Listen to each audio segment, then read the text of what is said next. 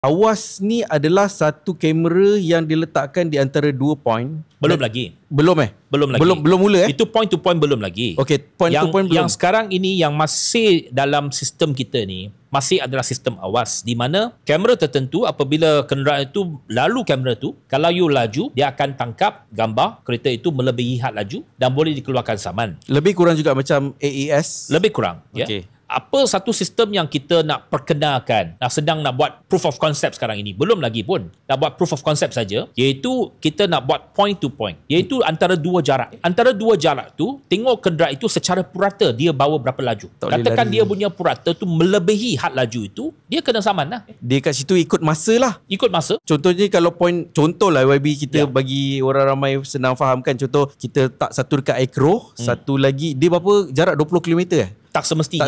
Dia tengok jarak lah. Contoh satu dekat Acro, satu lagi mungkin dekat Pedas Linggi. So kalau hal laju yang sepatutnya bawa 110, Acro ke Pedas Linggi tu kena ambil masa, contoh setengah jam.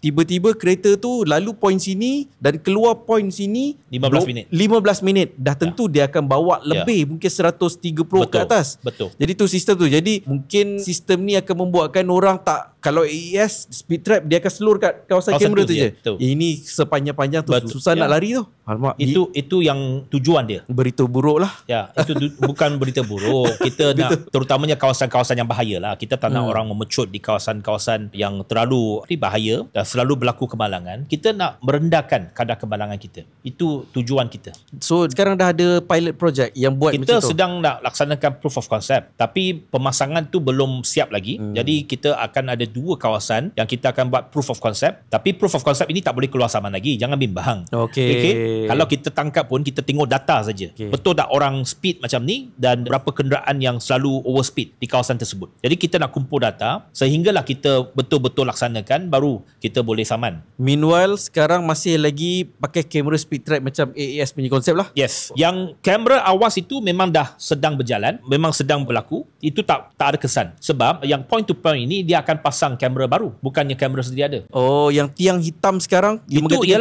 itu ialah tiang ataupun kamera baru untuk awas. Ramai yang ingat itu ialah point to point, tidak. Okey, saya pun baru tahu.